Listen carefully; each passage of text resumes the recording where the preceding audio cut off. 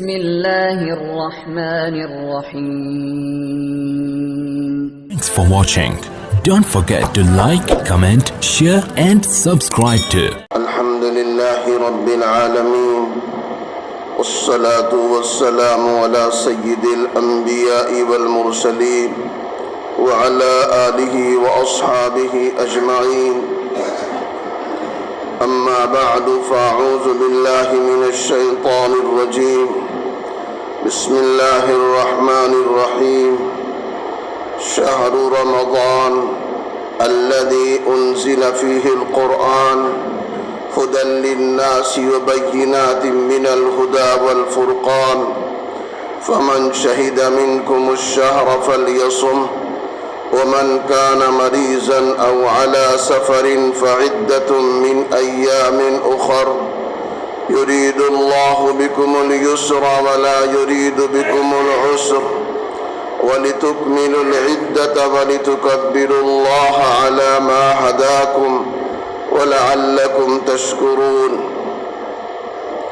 وقال النبي صلى الله عليه وسلم كل عمل ابن آدم يضاعف الحسنة بعشر أمثالها إلى 700 ضعف. قال الله تبارك وتعالى إلا الصوم فإنه لي وأنا أجزي به. يدع طعامه وشرابه للصائم فرحتان فرحة عند فطره وفرحة عند لقاء ربه ولخلوف فم الصائم أطيب عند الله من ريح المسك أو كما قال صلى الله تعالى عليه وسلم. قابل احترام دوستو بزرگوں، آنے والا مہینہ رمضان المبارک کا مہینہ ہے. یہ مہینہ اللہ تبارک تعالیٰ کو بڑا پسندیدہ مہینہ ہے. اس مہینے میں اللہ تعالیٰ نے اپنی سب سے مبارک کتاب قرآن کریم کو نازل کیا ہے. یوں تو انسانی ہدایت کے لیے اللہ تعالیٰ نے آسمان سے 4 بڑی بڑی کتابیں نازل کی ہیں. ایک ہے زبور جو حضرت داؤد علیہ السلام پر نازل ہوئی ہے. دوسرے توریت جو حضرت موسیٰ علیہ السلام پر نازل ہوئی ہے. تیسرے انجیل جو حضرت عیسیٰ علیہ السلام پر نازل ہوئی ہے. چوتھے قرآن کریم جو آخری پیغمبر حضرت محمد صلی اللہ علیہ وسلم پر نازل ہوئی ہے. اسی آیت میں جو میں نے تلاوت کی، اللہ پاک نے اس بات کو بیان فرمایا. شہر رمضان الذی انزل فیہ القرآن. رمضان کا تعارف کرایا. رمضان کا مہینہ وہ مبارک مہینہ ہے جس میں قرآن کریم کو اللہ تعالیٰ نے نازل کیا ہے. 3 پہلے والی کتابیں وہ تو اللہ تعالیٰ نے ایک بارگی نازل کر دی. حضرت جبریل آئے اور انہوں نے کسی چیز میں لکھی لکھائی کتاب پیغمبر کے حوالے کر دی. یہ زبور ہے، لو داؤد. یہ توریت ہے، یہ آپ لے لو موسیٰ. یہ انجیل ہے، یہ حضرت عیسیٰ.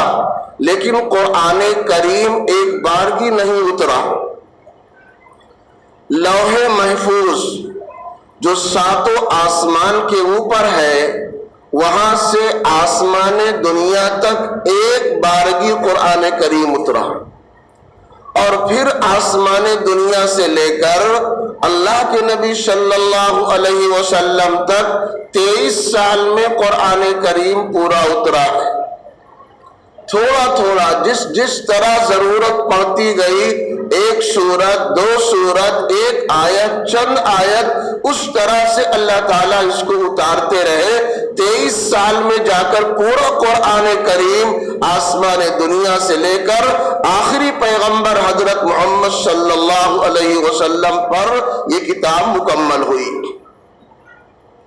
اس مہینے کے اندر اللہ پاک نے اس کی شروعات کی ہے۔ یہ مہینہ بڑا انتہائی مبارک مہینہ ہے۔ ایک انسان 11 مہینے دنیاوی کام کاج میں لگ جاتا ہے، معاش کی تلاش میں، دیگر مصروفیات میں یہ انسان 11 مہینے تک منہمک رہتا ہے۔ اس مشغولی کی بنا پر اس کے جسم کے ایک ایک حصے گناہ میں ڈوب جاتے، یہ انسان گناہگار ہو جاتا ہے، اس کے نامے اعمال میں گناہوں کی بہتات ہو جاتی ہے۔ اللہ تعالیٰ نے ایک مہینہ عظیم الشان عطا کیا ہے کہ اگر کوئی بندہ چاہے تو اس مہینے میں عبادت کر کے، توبہ استغفار کر کے، معافی اور تلافی کر کے، اللہ سے مانگ کر کے، گریہ اور زاری کر کے اپنے تمام گناہوں کو معاف کرا سکتا ہے۔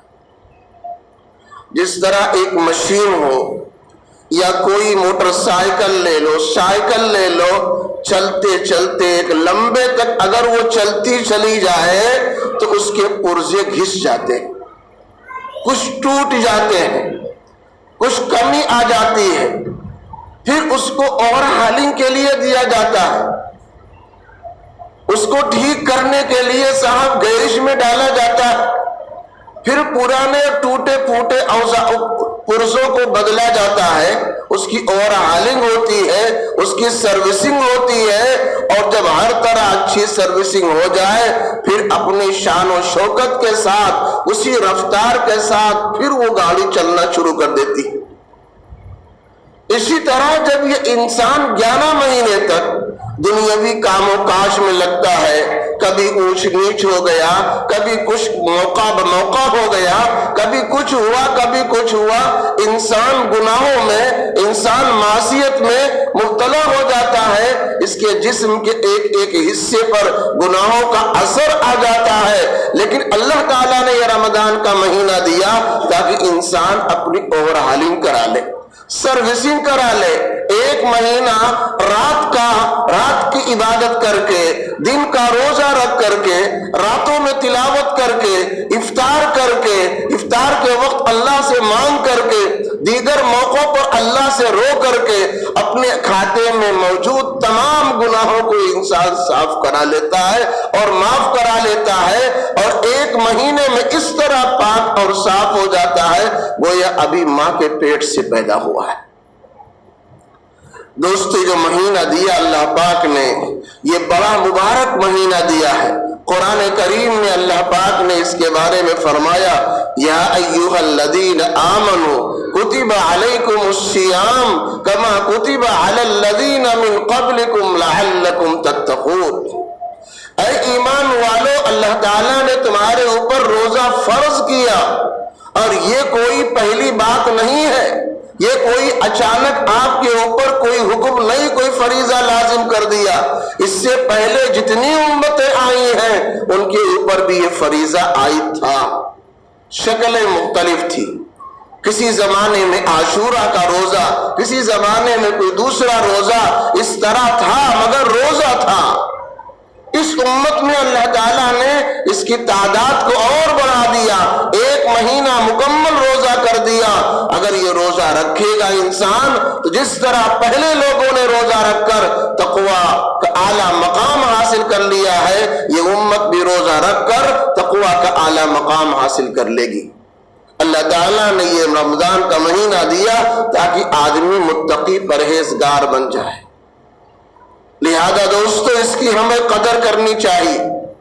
اگر کوئی آدمی سستی میں، غفلت میں اور کاہلی میں اس مبارک مہینے کو ضائع کر دے، نہ رات کی تراویح کا اہتمام کرے، نہ دن کے روزے کی پابندی کرے، نہ تلاوت وغیرہ کا اہتمام کرے، نہ راتوں میں رونے کی عادت ڈالے، نہ دعا وغیرہ کا اہتمام کرے، اور سستی اور غفلت میں اس مہینے کو ضائع کر دے، وہ آدمی بڑا ناکام ہے، محروم القسمت ہے۔ یہ بات میں عرض نہیں کر رہا ہوں، بلکہ اس سلسلے میں اللہ کے نبی صلی اللہ علیہ وسلم نے وعید سنائی۔ ایک حدیث پاک ہے، اللہ کے نبی صلی اللہ علیہ وسلم منبر پر خطبہ دینے کے لیے تشریف لائے. آپ نے پہلے زینے پر قدم مبارک رکھا، پڑھا آمین. دوسرے پر پھر قدم رکھا، پڑھا آمین. تیسرے پر قدم رکھا، پڑھا آمین. اس کے بعد خطبہ دیا، جو آپ کو بیان کرنا تھا بیان کیا، بات مکمل ہو گئی. حضرات صحابہ دین کے بڑے حریص تھے، لالچی تھے. اگر کوئی نئی بات دیکھتے بہت ہی باادب ہو کر اللہ کے نبی صلی اللہ علیہ وسلم سے درخواست کرتے، اے اللہ کے نبی صلی اللہ علیہ وسلم آج نئی بات پیش آ گئی. آپ نے ہمیں یہ بتایا جب بلند مقام پر چڑھو تو اللہ اکبر کا نعرہ لگاؤ، اور جب تم پستی میں اترو تو سبحان اللہ پڑھو. اذا علونا کبرنا واذا نزلنا سبحنا. یہ تو آپ نے ہم کو بتا رکھا، جب نیچے سے اوپر کی طرف جاؤ اللہ اکبر یہ پڑھتے ہوئے چڑھو، اور جب اوپر سے نیچے کی طرف اترو سبحان اللہ پڑھتے ہوئے نیچے اترو. یہ تو آپ نے ہم کو سکھا رکھا ہے. اذا علونا کبرنا واذا نزلنا سبحنا. جب ہم اوپر چڑھتے ہیں اللہ اکبر پڑھتے ہیں، اور جب نیچے اترتے ہیں تو سبحان اللہ پڑھتے ہیں. لیکن آج آپ زینے پر چڑھتے ہوئے آمین آمین پڑھ رہے تھے. اللہ کے نبی صلی اللہ علیہ وسلم اس کا کیا مطلب ہے؟ اللہ کے نبی صلی اللہ علیہ وسلم نے ارشاد فرمایا، اے میرے صحابہ، ہمارے پاس حضرت جبریل تشریف لائے تھے. حضرت جبریل ملائکہ میں، فرشتوں میں بڑے فرشتے، اللہ کے نزدیک مقرب فرشتے، تمام فرشتوں میں سب سے افضل ہیں.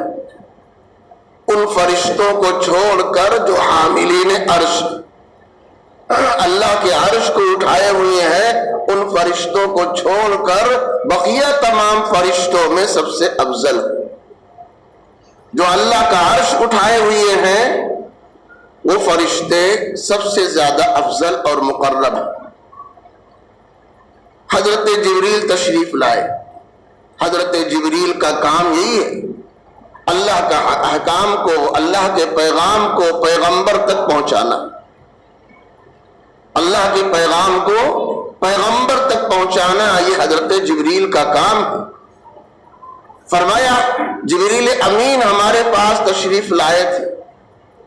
انہوں نے میرے سامنے 3 بددعائیں دی، اور میں نے ان تینوں بددعا پر آمین کہی ہے. دوستو اندازہ لگائیے، ایک آدمی جو ہفتہ 10 دن 1 مہینہ نماز پڑھ لے، ہم اس کو متقی پرہیزگار کہتے ہیں، مستجاب الدعوات کہتے ہیں کہ بھائی یہ جو دعا کریں گے ضرور سنی جائے گی، قبول ہوگی. ان سے لوگ دعا کے لیے درخواست کرتے ہیں، بوتل میں پھونک اور دم کرواتے ہیں، مریضوں پر صاحب پھونک مرواتے ہیں. لیکن ایک وہ فرشتہ جو 1.25 لاکھ پیغمبروں کے پاس خدا کا پیغام لایا ہو، کبھی گناہ کی کوئی بات اس کے دل میں نہ گزری ہو، ہمیشہ خدا کی اطاعت کرنے والا، اللہ کا اتنا چہیتا اور مقرب فرشتہ اگر وہ بددعا دے تو اس کی قبولیت میں کوئی شک ہے؟ اور دوسرے وہ پیغمبر جو اللہ کے بعد کائنات میں سب سے اونچا مقام جن کا ہے، سب سے اونچا رتبہ جن کا ہے، جنہوں نے لوگوں کو تمیز سکھائی ہے، مستجاب الدعوات کیسے ہوتے ہیں یہ طریقہ بتایا ہے. ایک صحابی نے پوچھا، اے اللہ کے نبی صلی اللہ علیہ وسلم ہم مستجاب الدعوات بننا چاہتے، آپ دعا فرما دیجیے ہم مستجاب الدعوات بن جائیں. مستجاب الدعوات کا مطلب میری دعا اللہ قبول کرنے لگے، میری دعا مقبول ہو، جو میں کہوں اللہ مان لے، اسی کو مستجاب الدعوات کہتے ہیں. اے اللہ کے نبی صلی اللہ علیہ وسلم دعا فرما دیجیے کہ اللہ تعالیٰ مجھے مستجاب الدعوات بنا دے. آپ نے فرمایا اطیب مطعمک تکن مستجاب الدعوات، اطیب مطعمک تکن مستجاب الدعوات، اپنا کھانا پینا پاک کر لو، حلال کر لو، مستجاب الدعوات بن جاؤ گے۔ آپ کے پیٹ میں جانے والی غذا، آپ کے پیٹ میں پہنچنے والا لقمہ، پینے والی چیز، آپ کا مشروب، آپ کا کھانا، آپ کا پینا اگر حلال اور پاکیزہ ہو، جتنا زیادہ پاکیزہ اور حلال ہوگا اتنے زیادہ آپ مستجاب الدعوات ہوں گے۔ اس لیے ہمارے اکابر کو آپ جب دیکھیں، وہ غلط اور حرام تو بہت دور کی بات ہے، مشتبہ چیزوں سے بھی اپنے آپ کو بچاتے تھے۔ جس پر شک ہو جائے، جس پر دل کھٹکنے لگے، اطمینان نہ ہو، شبہ پیدا ہو جائے، اس سے بھی اپنے آپ کو بچاتے تھے۔ ایک بزرگ کا واقعہ ہے،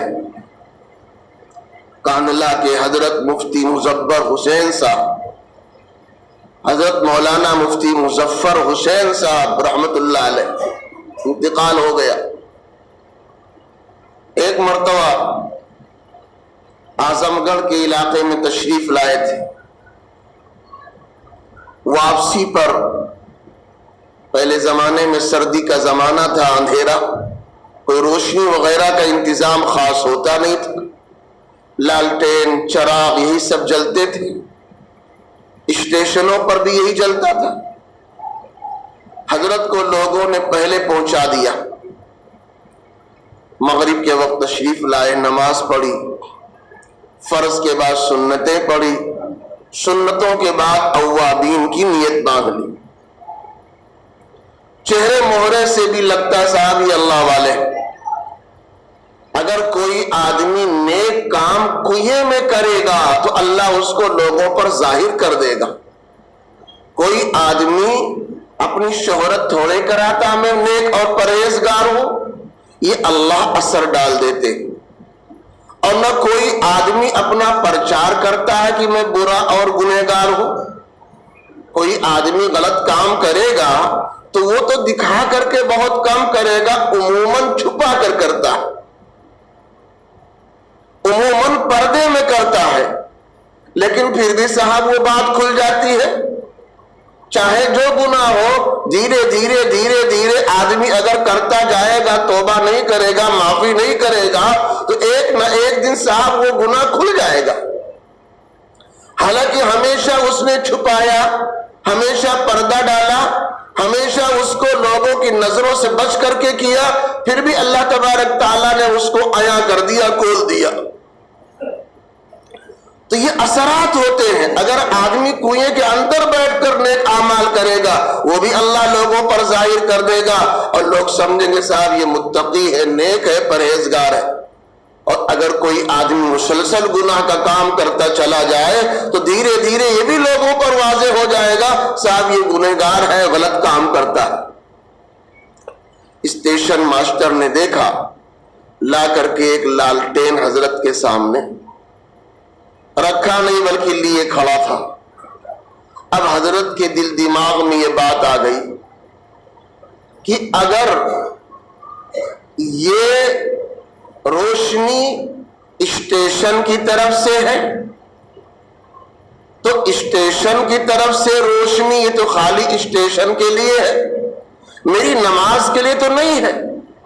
اگر یہ آدمی لایا ہے تو میری خاطر لایا ہے، جو میرے لیے جائز نہیں ہے۔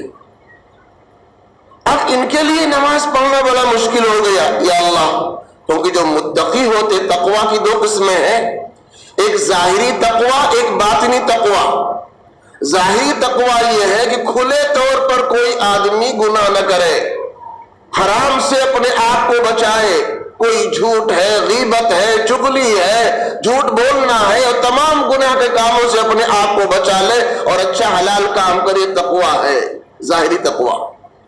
ایک باطنی تقوی ہے، جو چیز مکروہ ہو، جو چیز مشتبہ ہو، اس کو بھی انسان اپنے اوپر اتنا زیادہ ناپسند کرے جیسے کہ حرام کا درجہ ہوتا ہے۔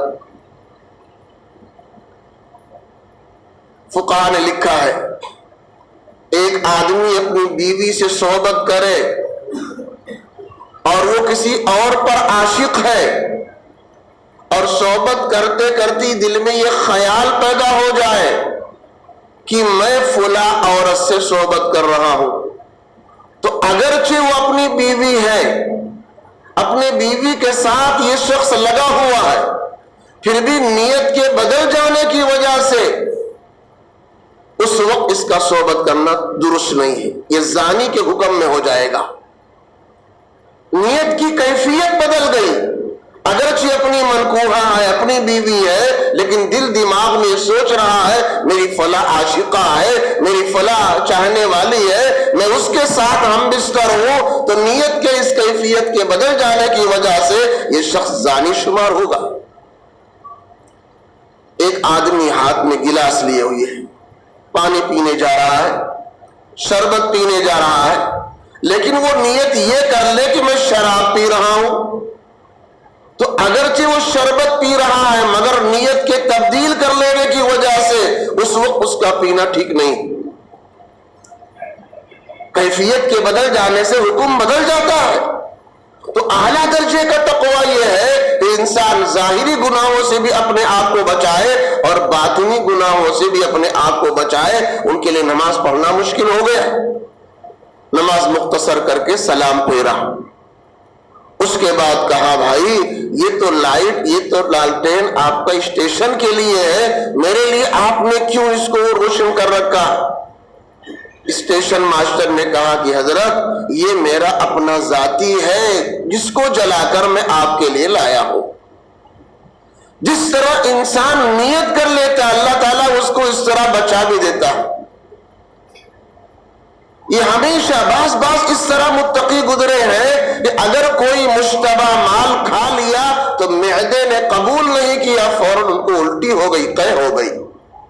انہوں نے اپنے معدے کو، اپنے پیٹ کو اتنا زیادہ حلال کا عادی بنایا کہ اگر وہ حلال غذا معدے میں پہنچے گی تو معدہ قبول کرے گا، اور مشتبہ اور حرام اگر چیز معدے میں پہنچے تو معدہ قبول نہیں کرے گا، الٹی ہو جائے گی۔ یہ تقوی کا اعلیٰ درجہ ہے۔ تو صحابی رسول نے پوچھا اللہ کے نبی صلی اللہ علیہ وسلم ہم مستجاب الدعوات بننا چاہتے ہیں، تو آپ نے کیا فرمایا؟ اطب مطعمک تکن مستجاب الدعوات، اپنا کھانا پینا پہننا اوڑھنا اس کو حلال بنا لو، حرام سے بچاؤ، مشتبہ سے جہاں شبہ بھی ہو اس سے بھی اپنے آپ کو بچاؤ، تو آپ مستجاب الدعوات بن جاؤ گے۔ جو آپ دعا کرو گے، اللہ سے مانگو گے، اللہ آپ کی مراد کو پوری کر دے گا، آپ کی دعاؤں کو سن لے گا۔ خیر میں عرض یہ کر رہا تھا کہ اللہ کے نبی صلی اللہ علیہ وسلم سے صحابہ نے پوچھا اللہ کے نبی آج آپ زینے پر چڑھتے ہوئے آمین آمین کہہ رہے تھے؟ آپ نے فرمایا جبریل امین میرے پاس تشریف لائے تھے، انہوں نے 3 بد دعائیں کی ہیں اور میں نے ان تینوں پر آمین کہی ہے۔ اتنے بڑے فرشتے، اتنے بڑے نبی، یہ آمین کہنے والے، وہ بد دعا دینے والے۔ اب آپ اندازہ لگاؤ کہ یہ چیز کتنی سخت ہو گئی۔ فرمایا ایک بد دعا انہوں نے یہ دی ہے کہ وہ آدمی ہلاک ہو، برباد ہو جس کے سامنے نبی کا تذکرہ آئے اور وہ درود شریف نہ پڑھے۔ جس کے سامنے نبی کا تذکرہ ہو اور وہ درود نہ پڑھے، وہ آدمی ہلاک ہو جائے۔ اتنا زیادہ نبی کا احسان ہمارے اوپر، اس دنیا میں بھی نبی کا احسان ہے۔ آپ نے آ کر کے ہمیں معرفت سکھایا، اللہ کی پہچان دلائی، ورنہ لوگ دنیا میں خدا کو پہچاننے والے نہیں رہ گئے تھے۔ جب اللہ کے نبی صلی اللہ علیہ وسلم دنیا میں آئے اور آپ کے آنے سے پہلے دنیا میں ہر برائی موجود تھی، بد اخلاقی عام، بد عملی عام، رشوت عام، لڑائی جھگڑا عام، فتنہ فساد عام، چوری ڈکیتی عام، لڑکیوں کو زندہ درگور کرنا عام۔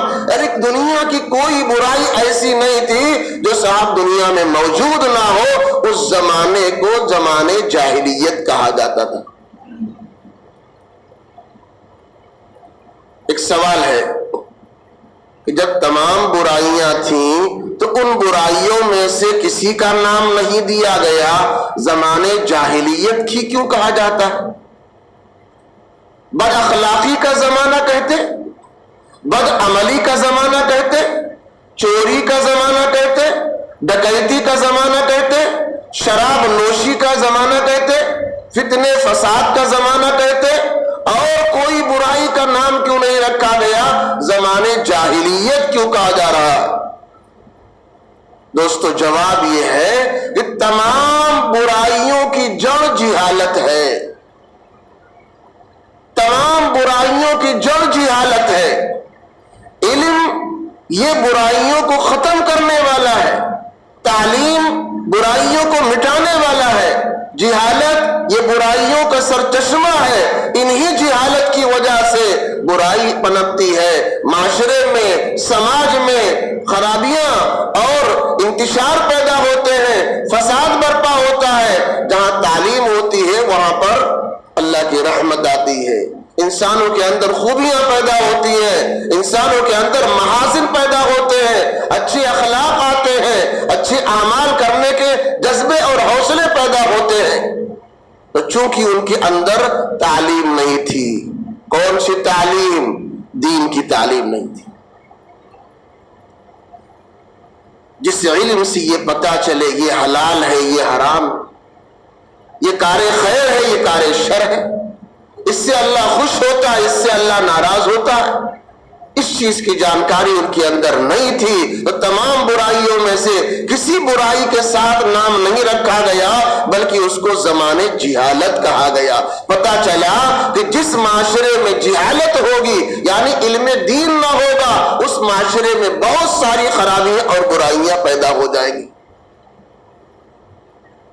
اللہ کے نبی صلی اللہ علیہ وسلم نے فرمایا کہ جبریل امین نے ایک بددعا یہ دی کہ جس کے سامنے میرا تذکرہ ہو اور وہ درود شریف نہ پڑھے وہ آدمی ہلاک ہو جائے، برباد ہو جائے۔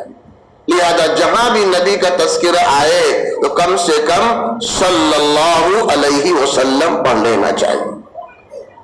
پوری زندگی میں ایک دفعہ نبی پر درود پڑھنا فرض ہے، کیونکہ اللہ پاک نے قرآن میں حکم دیا یا ایھا الذین آمنوا صلو، اے ایمان والو درود پڑھو نبی پر۔ ہر مجلس کے اندر ایک دفعہ درود پڑھنا واجب ہے، اور جب جب نبی کا تذکرہ آئے تب تب درود پڑھنا مستحب ہے۔ ایک مجلس چل رہی ہے، بار بار ہم نبی کا نام لیں، بار بار نبی کا نام لیں، 10-20 مرتبہ لیں، تو ایک مرتبہ شروع میں تو واجب ہے، اور اس کے بعد جب جب آئے نام تو پڑھ لینا مستحب ہے، بہتر ہے۔ تو جہاں کہیں نبی کا نام آئے، چاہے وہ مرد ہو، چاہے وہ عورت ہو، چاہے وہ صاحب بڑا ہو، بوڑھا ہو، جوان ہو، نبی کا نام لے۔ یہ فرمایا اللہ کے نبی صلی اللہ علیہ وسلم نے کہ جہاں میرا تذکرہ آئے اور کوئی آدمی ہمارے اوپر درود نہ پڑھے وہ آدمی ہلاک و برباد ہو۔ نبی کے بڑے احسانات ہیں اس دنیا کے اندر بھی، قبر کے اندر بھی نبی کے احسانات ہیں۔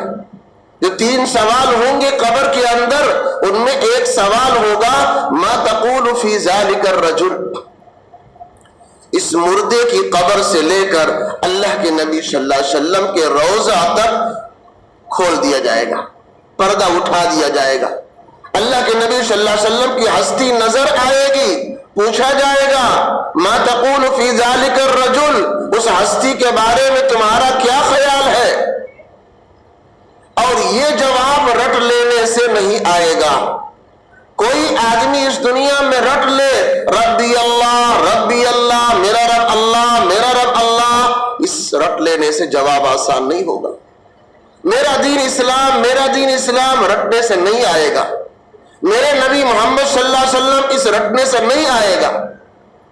پیشانی پر لکھ لے، اپنے سینے پر لکھ لے، عہد نامہ قبر میں رکھوا لے، بہت ساری کتابوں میں لکھ کر کے، کاغذ میں لکھ کر کفن میں رکھ لے، اس سے صاحب سوال کا جواب آسان نہیں ہوگا.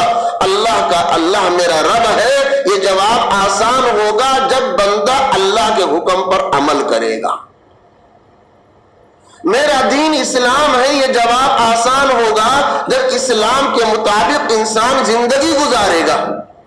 میرے نبی حضرت محمد صلی اللہ علیہ وسلم ہے، یہ جواب آسان ہوگا جب ہماری زندگی نبی کے طریقے پر گزری ہوگی. آج انسان کہتا ماڈرن زمانہ ہے، ہم تو ایسے ہم تو ویسے ہیں، ہمارا کپڑا بھی کسی ہیرو کے طرز پر ہوگا، ہماری عورتوں کا بہنوں کا کپڑا بھی کسی ناچنے گانے والی عورت کے طریقے پر ہوگا، ہمارا چہرہ بھی ماشاءاللہ کیا نبی سے ہٹ کر کے ہوگا، ہمارا ایک ایک عمل نبی کے طریقے اور سنت کے خلاف ہوگا. دوستو یہ ثواب کیسے آسان ہوگا؟ یہ جواب جبھی آسان ہوگا جب ہماری زندگی میں نبی کا طریقہ داخل ہو. یہ بات میں بالکل صحیح آپ سے بیان کر رہا ہوں کہ یہ جواب رٹنے سے نہیں آئے گا کہ میرا رب اللہ ہے، میرا دین اسلام ہے اور میرے نبی محمد صلی اللہ علیہ وسلم ہے. یہ رٹنے سے نہیں آئے گا، بلکہ یہ جواب عمل کرنے سے آئے گا. اللہ کے حکم پر ہم چلیں گے، دین اسلام کو ہم مانیں گے، نبی کے طریقے پر ہم زندگی گزاریں گے تو ان سوالوں کا جواب آسان ہوگا. پوچھا جائے گا ما تقول فی ذلک الرجل، اس ہستی کے بارے میں کیا کہتے ہو؟ جب انسان پہچان کر کہے گا ذالک نبی محمد صلی اللہ علیہ وسلم، وہ تو میرے نبی حضرت محمد صلی اللہ علیہ وسلم ہے، تب اوپر سے فرشتہ کہے گا نم کنومت العروس، سو جاؤ، تمہاری نجات ہو گئی. تو دنیا میں بھی نبی کا احسان ہے اور قبر کے اندر بھی نبی کا احسان ہے، آخرت کے اندر بھی نبی کا احسان ہوگا. مسلم شریف میں ایک لمبی حدیث گزری ہے، سارے لوگ میدان محشر میں اکٹھا ہوں گے، سورج نیزہ سوا نیزے پر ہوگا، زمین تانبے کی ہوگی اور بڑی شدت کی گرمی ہوگی. آج مئی جون کے مہینے میں 1-2 گھنٹہ کھڑا ہونا پڑ جائے تو آدمی حواس باختہ ہو جاتا ہے، پریشان ہو جاتا ہے. لو لگ گئی، گرمی لگ گئی، یہ ہو گیا وہ ہو گیا. اور وہاں جب بالکل سورج قریب ہوگا، انسان کا دماغ جس طرح دیگچی میں کھانا پکتا ہے، چاول پکتا ہے، اس طرح انسان کا دماغ کھوپڑی پکے گی. 50,000 سال کے برابر ایک دن ہوگا. نبی نے فرمایا اللہ بہت ناراض ہوگا، بہت غصے میں اللہ تعالیٰ ہوں گے. اتنا غصہ اس سے پہلے کبھی اللہ کو نہیں ہوا ہوگا اور نہ اس کے بعد کبھی اتنا غصہ اللہ فرمائیں گے. اللہ تعالیٰ ہم سب کو اپنے حفظ و امان میں جگہ عطا فرمائے، عرش کے سائے میں اللہ جگہ عطا فرمائے. لوگ آپس میں پریشان ہوں گے، کوئی آدمی پسینے میں گھٹنے تک کے پسینہ ہوگا، کسی کے کمر تک پسینہ ہوگا، کسی کے سینے تک کے ہوگا، اور کوئی آدمی پسینے میں ڈبکی مار رہا ہوگا. اس قدر پسینہ لوگوں کا بہے گا. پھر آپس میں لوگ مشورہ کریں گے کہ حساب کتاب نہیں شروع ہو رہا ہے اور اس میدان کی سختی اور یہاں کے ساتھ چیزیں ہمیں برداشت نہیں ہیں. چنانچہ کچھ لوگ مشورہ کر کے کہ چلو کسی سے کہا جائے، سفارش کی جائے اور وہ اللہ سے کہیں حساب کتاب شروع ہو، جہاں اللہ کو بھیجنا ہے بھیج دے، مگر اس جگہ کی سختی ہم سے برداشت نہیں. چنانچہ کچھ لوگ مشورہ کر کے اور جائیں گے سب سے پہلے حضرت آدم علیہ السلام کے پاس. ان سے کہیں گے کہ آپ سب سے پہلے نبی ہیں اور تمام انسانوں کے والد محترم، سب آپ کی اولاد. چلیے اللہ سے سفارش کر دیجئے، اللہ تعالیٰ حساب کتاب کر کے اس میدان کی رسوائی سے، اس میدان کی پریشانی سے ہمیں نجات دے دے. آدم علیہ السلام دوستوں منع کر دیں گے، بھائی میں نہیں جا سکتا، میں نے جنت میں ایک درخت کا پھل کھا لیا تھا، اللہ پاک نے مجھے منع کیا تھا، اے آدم تم پورے جنت میں جہاں چاہو ٹہلو گھومو آؤ جاؤ کھاؤ پیو، ولا تقربا هذه الشجرة، لیکن ایک درخت کی طرف اشارہ کر کے کہا اس کے قریب نہ جانا، لیکن مجھ سے بھول ہو گئی، میں نے کھا لیا۔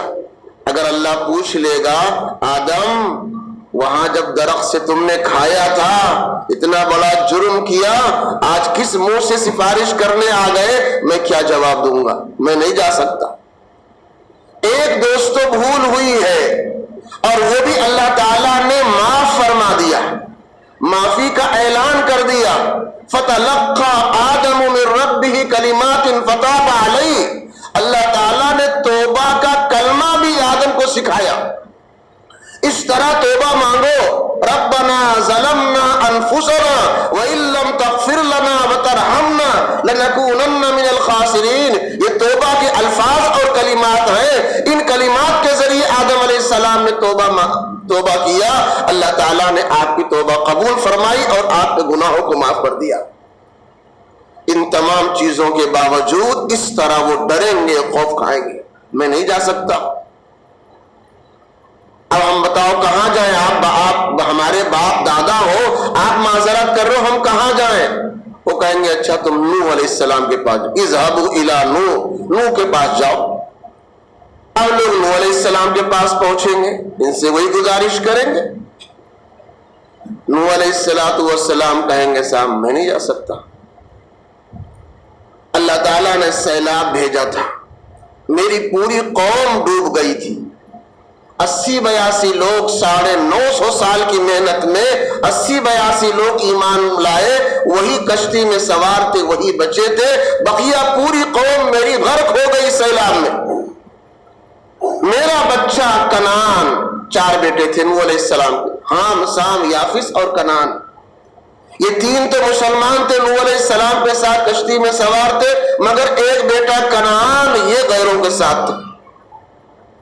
فرمایا میرے نظروں کے سامنے پانی میں ڈوبنے لگا تو میں نے گزارش کی، مجھے رہا نہیں گیا، پدری شفقت جوش میں آ گیا اور صاحب میں نے کہا کہ اے بیٹا تو میرے ساتھ کشتی میں سوار ہو جا، یا بنی ارکب معنا ولا تکن مع الکافرین، اے بیٹا کشتی میں آ جا، کافروں کے ساتھ مت جا۔ لیکن میرا بیٹا نہیں آیا، اس نے مجھے جواب دینا شروع کیا، ابا آپ کیا سمجھتے ہو پانی کتنا آئے گا، سیلاب کتنا چڑھے گا، صاحب میں چھت پر جاؤں گا اور بڑھے گا، میں پہاڑ کی چوٹی پر چڑھ جاؤں گا، پانی مجھ سے چوٹی پر پانی نہیں آئے گا، یحسبنی من الماء، پہاڑ کی چوٹی پر جاؤں گا اور میں سیلاب سے بچ جاؤں گا۔ یہ گفتگو ہو رہی تھی، اسی میں بیٹا ڈوب گیا۔ جب ڈوب گیا تو نوح علیہ السلام نے اللہ سے درخواست کی، یا اللہ آپ نے کہا تھا آپ کے گھر والوں کو ہم بچائیں گے اور میرے سامنے میرا بیٹا ڈوب گیا۔ اللہ تعالیٰ نے تنبیہ کی، قال یا نوح انہ لیس من اہلک انہ عمل غیر صالح، اے نوح اس نے عمل غیر کا کر رکھا ہے، خالی گھر میں پیدا ہونے سے بیٹا نہیں بنے گا، خالی نسبت کام نہیں آئے گی کہ پیغمبر کی اولاد ہے چاہے جو کرے جنتی۔ آپ دیکھو اللہ کے نبی صلی اللہ علیہ وسلم کو خاتون جنت اپنی لاڈلی بیٹی حضرت فاطمہ رضی اللہ تعالی عنہا کے بارے میں فرماتے ہیں، یا فاطمہ انقذی نفسک من النار، اے فاطمہ تو اپنے آپ کو دوزخ کی آگ سے بچا، یہ مت سمجھ کہ تیرا باپ پیغمبر ہے ہم کو بچا لے گا، ایسا نہیں ہو سکتا ہے، خالی نسبت کام نہیں آئے گی، خود عمل کرنا اور خود اللہ کی پناہ تلاش کرنا یہ ضروری ہے۔ ہم خالی وسیلے پر بھروسہ کیے بیٹھے ہیں، سفارش پر بھروسہ کیے بیٹھے ہیں، وہ ہمیں بچا لے گا، وہ ہمیں بچا لے گا۔ آپ ایک دو نہیں کئی واقعات قرآن کریم میں ہیں۔ نوح علیہ السلام کا بیٹا جس کا تذکرہ میں کر رہا ہوں، نوح علیہ السلام کے سامنے صاحب ڈوب کر مر گیا۔ تو نوح علیہ السلام کہیں گے صاحب میں نے بیٹے کے لیے سفارش کر رکھی تھی جو مجھے نہیں کرنی چاہیے تھی، اگر اللہ پوچھ لے گا تو میں کیا جواب دوں گا، اس لیے میں سفارش نہیں کر سکتا۔ جاؤ ابراہیم علیہ السلام کے پاس۔ اب لوگ ابراہیم علیہ السلام کے پاس آئیں گے، ان سے کہیں گے آپ خلیل اللہ ہیں، اللہ کے دوست ہیں، بیٹے کو آپ نے ذبح کر دیا خدا کے سامنے، اور بہت سارے کام کیے، خانہ کعبہ کی آپ نے تعمیر کی۔ حج میں اکثر عمل آپ کی بیوی، آپ کے بیٹے کی یادگار ہے۔ حج میں اکثر عمل جو ہے حضرت ابراہیم، ان کی بیوی، ان کے بیٹے اسماعیل کی یادگار ہے۔ صفا مروہ کی سعی بیوی کی یادگار ہے۔ آب زمزم پینا یہ صاحب بیٹے کی یادگار ہے۔ جہاں ان کی بیوی دوڑی وہاں سعی میں ہمیں دوڑنا ہے، جہاں سلو چلی وہاں سلو چلنا ہے۔ تو بہت سارے کام ایسے ہیں کہ ان کی یادگار ہے۔ اتنا بڑا رتبہ کہ آج تک اور قیامت تک ہے، اور یہ قربانی کی سنت انہی کی سنت ہے، اور قیامت تک کی یہ سنت جاری رہے گی۔ اللہ کو اتنا پسند ہے صاحب ان کا یہ عمل۔ اس کے باوجود بھی وہ معذرت کر دیں گے، صاحب میں نہیں جاؤں گا، کچھ باتیں ایسی ہوئی، وقت کم ہے، کچھ باتیں ایسی ہوئی تھی، مختصر باتیں صاحب، جس کی بنا پر وہ بھی معذرت کر دیں گے۔ پھر لوگ موسیٰ علیہ السلام کے پاس جائیں گے، یہ بھی معذرت کر دیں گے، صاحب میں سفارش نہیں کر سکتا۔ ایک مرتبہ انہوں نے، دو آدمی لڑ رہے تھے، ایک فرعون کے قبیلے کا تھا، ایک ان کے خاندان کا تھا۔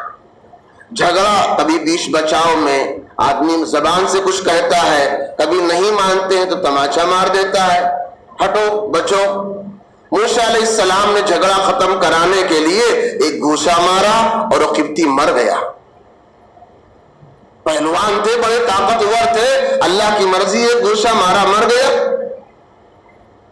اب اس کے بعد موسیٰ علیہ السلام کو مصر چھوڑ کر جانا پڑا مدین میں فرعون کے ڈر سے، اور صاحب بڑا واقعہ لمبا آیا۔ تو اس بات کو یاد کر کے نہیں، اگر اللہ نے پوچھا اے موسیٰ تم نے کیوں اس قبطی کو مارا تھا، تو میں کیا جواب دوں گا؟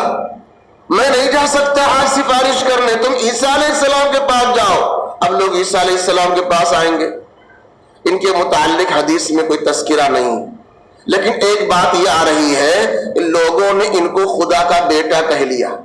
انہوں نے کہلوایا نہیں تھا کہ مجھے خدا کا بیٹا کہو، کوئی پیغمبر شرک کی بات کر ہی نہیں سکتا، لیکن ان کو لوگوں نے خدا کا پیغمبر کہہ دیا یا خدا کا بیٹا کہہ دیا۔ صاحب کہ میرے متعلق لوگوں کا عقیدہ یہ رہا کہ میں خدا کا بیٹا ہوں، حالانکہ اللہ بیٹا، بیوی اور تمام رشتے ناطے سے اللہ پاک ہے۔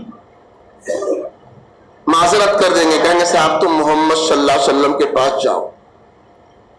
اب سارے لوگ یہاں آئیں گے تو آپ معذرت نہیں کریں گے، آپ جا کر کے سفارش کریں گے، تو اللہ تبارک تعالیٰ غصہ ٹھنڈا ہوگا اور آپ فرمائیں گے سر اٹھاؤ، ارفع رأسک، سل تعطا، اشفع تشفع، مانگو آج تمہیں ہم عطا کریں گے، سوال کرو، درخواست کرو، پوری کریں گے۔ تو اللہ کے نبی صلی اللہ علیہ وسلم فرمائیں گے یا ربی امتی امتی، یا اللہ میری امت پر رحم فرما دے۔ تو نبی کا احسان دوستو دنیا میں بھی ہے، نبی کا احسان قبر میں بھی، اور نبی کا احسان محشر کے اندر بھی۔ تو نبی کا نام آئے تو ہماری آپ کی ذمہ داری کہ ان پر ہم درود پڑھیں، اگر نہیں پڑھے گا وہ آدمی بدنصیب ہے، اس کے لیے صاحب بد دعا کی گئی ہے۔ دوسری بد دعا جبریل امین نے یہ دی کہ جو اپنے ماں باپ میں سے دونوں کو یا ایک کو پائے اور ان کی خدمت کر کے جنت کا مستحق نہ بن جائے، اس پر اللہ کے نبی نے آمین کو کہی۔ تیسری بد دعا یہ دی کہ اللہ تعالیٰ جس کو رمضان کا مبارک مہینہ عطا کرے اور وہ اپنی بخشش نہ کرا سکے، اپنے گناہوں کو معاف نہ کرا سکے، وہ آدمی ہلاک و برباد ہو جائے۔ یہ مہینہ اتنا برکت والا مہینہ آنے والا ہے کہ ایک ایک عمل پر اللہ تعالیٰ 700 نیکیاں دیتے ہیں۔ روز آنا افطار کے وقت 6 لاکھ لوگوں کو اللہ دوزخ سے آزاد کرتے ہیں۔ ہر طرح سے اللہ کی رحمت کا، مغفرت کا ایک ہوا چل رہی ہوتی ہے۔ اس ماحول میں اور اس موسم میں اگر کوئی انسان سستی اور کاہلی میں یہ مہینہ یوں گزار دے تو اس سے بڑا بد نصیب کوئی نہیں۔ اس لیے دوستو آنے والے مہینے کی ہمیں قدر کرنی چاہیے، ابھی سے ہم اس کی تیاری کریں کہ دن کا روزہ ہمیں رکھنا ہے، رات کی تراویح پڑھنی ہے، قرآن کریم کی تلاوت ہمیں زبردست کرنی، 10 ختم کریں گے، 20 ختم کریں گے، اس طرح ابھی سے آپ ہمت کریں۔ ہمت کرنا ہمارا کام ہے، مدد دینا اللہ کا کام ہے۔ امام ابو حنیفہ رحمۃ اللہ علیہ ایک قرآن رات میں ایک قرآن دن میں روزانہ 2 قرآن مکمل کرتے تھے. ایک رمضان میں ایک مہینے میں 60 قرآن مکمل کرتے تھے. تو اس طرح اگر انہوں نے کر لیا تو کیا صاحب ہم 10 پارہ اور 12 پارہ 15 پارہ کی تلاوت نہیں کر سکتے؟ اگر وہ 60 پارے کی تلاوت رات دن میں کر سکتے ہیں، ہم 10-12 پارے کی تلاوت نہیں کر سکتے؟ کر سکتے. ہمت اور ارادہ کریں، اپنے کام کاج کو آگے پیچھے کر کے اور وقت خالی کریں. ہم رمضان میں دنیاوی کام کم کریں گے، ہم اللہ کو راضی اور خوش کرنے والا عمل کریں گے. ہمت اور ارادہ کریں کہ دن کا روزہ ہو، رات کی تراویح ہو، قرآن کریم کثرت سے ہم تلاوت کریں، دعاؤں کا اہتمام کریں، تہجد کی پابندی کریں. ان اعمال خیر کے اندر کریں گے تو انشاءاللہ رمضان کے پورے ارواح و برکات حاصل کریں گے اور صاحب ہمارے گناہ بخش ہو کر کے ہم اللہ کو راضی اور خوش کر کے جنت کو حاصل کر لیں گے. اللہ تعالی عمل کی توفیق عطا فرمائے.